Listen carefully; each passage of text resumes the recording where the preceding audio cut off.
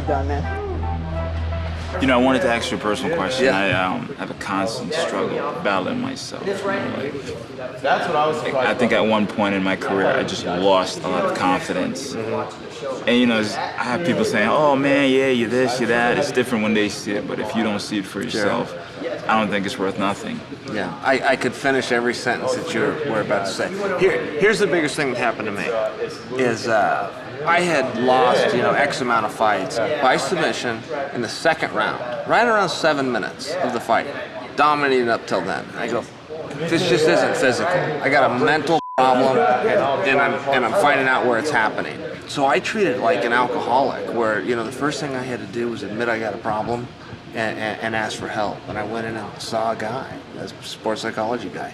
One of the huge things that I realized that everybody's going through it. I used to think there was something wrong with me, and I used to be really embarrassed about it.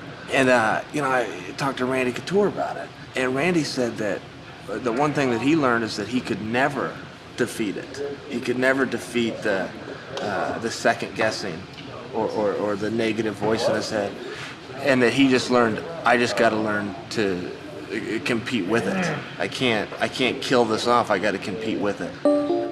When doubt seeps in, you got two roads. You can take either road. You can go to the left or you can go to the right. And believe me, you know, they'll tell you failure is not an option.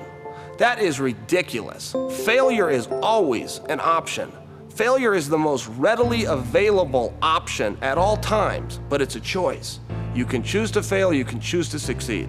And if we can plant seeds and let him know, move your feet, keep your hands up, stay off the bottom, that is the road to victory. Or self-doubt and negative talk, and that is the road to failure. But failure is always there, and it's okay to recognize that. I mean, if I can leave you with anything today in my own journey through this, it's one, it's okay, and two, it's normal. And as athletes, and especially as men, as male athletes, we hate to admit weakness, even to ourselves. And when you're dealing with something, you get some kind of a hiccup, yeah, first thing, acknowledge it, like you just did.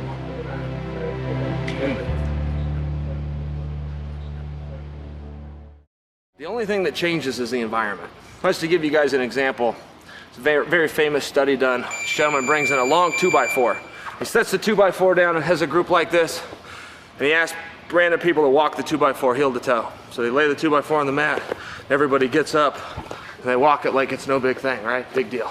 He brings in two big step ladders. He hangs the 2x4 across the ladders, and he asks them who's ready to walk it. Nobody raises their hand.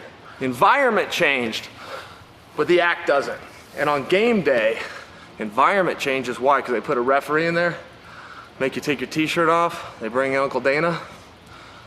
It's the same thing, it's the same 2x4, it's the same ring. We got a guy going into battle tomorrow, and believe me, he's got his game face on, but he's scared too. And so many times we try to find the right emotion. What emotion is gonna help you? This is what helps you. Forward motion, getting your legs back, getting up off the bottom, working the whole time. Those are actions. Not one of those was an emotion. Anger, happiness, sad, fear, scared. Not one of those is gonna get adjudged and mark your name. This is what marks your name, actions.